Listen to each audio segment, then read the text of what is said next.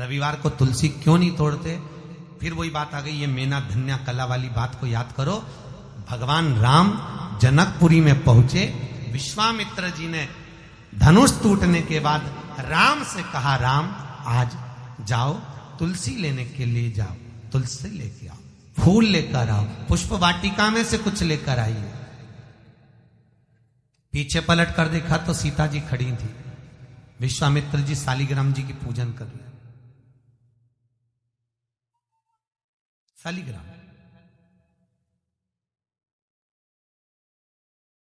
शालिग्राम जी की पूजन कर रहे थे।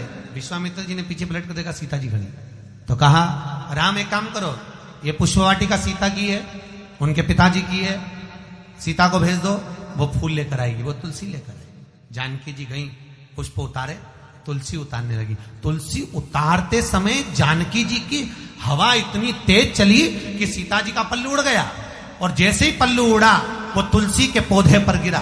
गिरते ही सीता आगे बढ़ी और तुलसी के कुछ दल जमीन पर गिरे, तुलसी के पत्ते जमीन पर। अब तुलसी के पत्ते जब जमीन पर गिरे, सीता जी तुलसी के दल लेकर, फूल लेकर विश्वामित्र जी के पास में आई, राम जी को दिया, राम जी ने विश्वामित्र जी को दिया। विश्वामित्र जी ने तुलसी के दल लेकर भगवान शालिग्राम को चढ़ाने लगे। इतनी देर में तुलसी के दल गीले हो गए, महाराज गीले। शालिग्राम जी ने हाथ में तुलसी के पत्तों को लेकर पूछा, ए तुलसा मां, ये बताओ कि तुम रो क्यों रही हो? तुलसा कहती है, शालिग्राम जी को देखकर, शालिग्राम भगवान के ऊपर मुझे मत चढ़ाना। विश्वामित्र जी, जानकी जी तुलसा लेकर आ रही थी, हम एक साथ पली, एक साथ बड़ी हुई, एक साथ एक पौधे में लगी हुई थी, पर सीता के पल्लू से हमारी कुछ बहनें, कुछ दल जमीन पर गिर गए, इसलिए हमें रुदन आ रहा है। वो भी तो शालिग्राम जी के लिए तरस रहे थे। विश्वामित्र जी ने कहा, जानकी, तुम्हारे साड़ी के पल्लू से तुलसी के दल आज नीचे गिरे हैं, इसलिए आज मैं तुलसी शालिग्राम को समर्पित नहीं करूंगा। वो दिन था रविवार का, इसलिए रविवार के दिन तुलसा नहीं तोड़ी जाती है, वो दिन रविवार का। फिर कहा, रविवार को पीपल के पेड़ की परिक्रमा नहीं लगाना चाहिए। नहीं लगाना चाहिए, क्यों नहीं लगाना चाहिए? उसका व्याख्यान विष्णु पुराण में लिखा है। माता लक्ष्मी जी की बड़ी बहन, क्या नाम था उनका? लक्ष्मी जी की बहन का नाम क्या था? अच्छा जान दो, लक्ष्मी जी की माता जी का नाम बता दो तुम। लक्ष्मी जी की मां का नाम क्या था? है ख्याति देवी। क्या नाम था? जम के बोलो जरा। ख्याति देवी। लक्ष्मी जी के दो भाई थे, दाता और विदाता। लक्ष्मी जी की एक बड़ी बहन थी, ज्येष्ठा देवी, जिसको लोग दरिद्रता कहते हैं। क्या नाम है? ज्येष्ठा, उसको लोग दरिद्रता कहते हैं।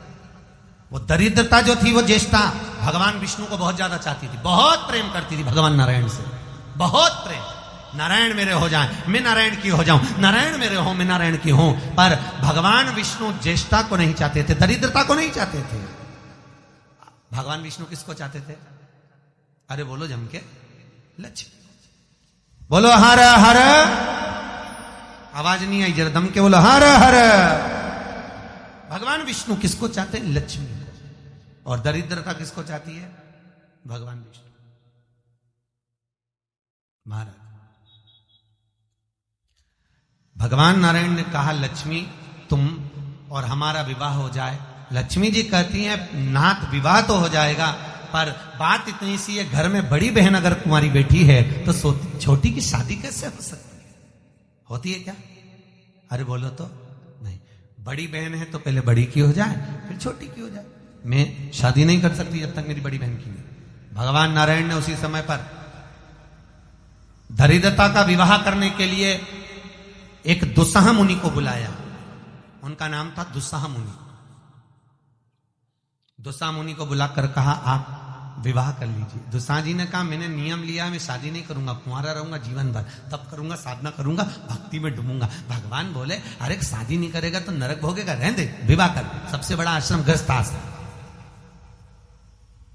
सबसे बड़ा आश्रम है गृहस्थ आश्रम।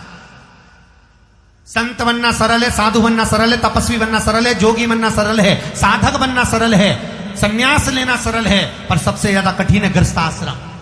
एकांत में बैठकर तो कोई भी भजन कर सकता है, गंगा जी के घाट पर बैठकर कोई भी जाप कर सकता है, पर सबसे ज्यादा कठिन है घर में रहकर इधर से पत्नी आवाज लगाए, इधर से पति आवाज लगाए, इधर से बहू आवाज लगाए, और उस बीच में तू एक माला जप करके बता। सबसे ज्यादा कठिन है भगवान का भजन घर में रहकर करना। बहुत कठिन, बहुत कठिन।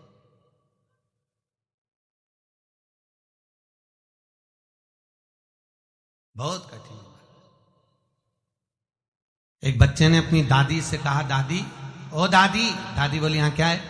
दादी सुन तो, वो पड़ोस में रहता है ना लल्लू, हाँ, उसके यहां पर आज रायता बना है, और पूड़ी बनी है, और सेव बने, और बूंदी बनी है, नुक्ती। तो इतने में दादी बोली, तो उसके यहां बनेगा ही सरी, क्योंकि उसकी दादी मर गई तो उसका 12वां है। 12वें में तो बनता ही है। इतने में छोटा सा बच्चा बोला, दादी अपने यहां कब बनेगा? दादी ने धर के दिया, एक दिया।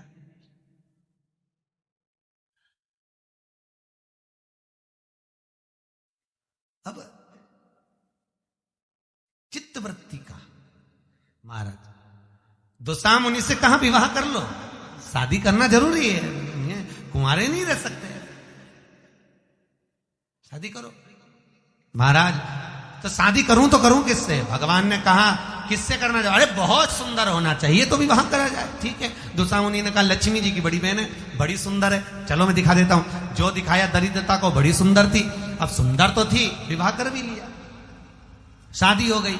अब दरिद्रता और दुष्टा मुनि की शादी हुई। शादी होकर मुनि अपनी धर्म पत्नी को लेकर अपने घर चले। जैसे ही आश्रम में पहुंचे तो आश्रम में तो बहुत सारे संत मिलकर आहुतियां दे रहे थे। ओम ब्रह्मवे स्वाहा, ओम विष्णुवे स्वाहा, ओम इंद्राय स्वाहा, ओम प्रजापते स्वाहा। जैसे ही आहुतियों की आवाज आई, इतने में तो दरिद्रता भागी। दरिद्रता अंदर नहीं गई, क्योंकि दरिद्रता जिस घर में भजन होता है, जिस घर में पाठ होता है, जिसके दरवाजे पर तुलसी का क्यारा होता है, जिसके यहाँ भगवान का भजन होता है, जिसके यहाँ दीप लगाया जाता है, जिसके यहाँ पर गौ माता की रोटी दी जाती है, उसके घर में कभी दरिद्रता प्रवेश नहीं कर सकती।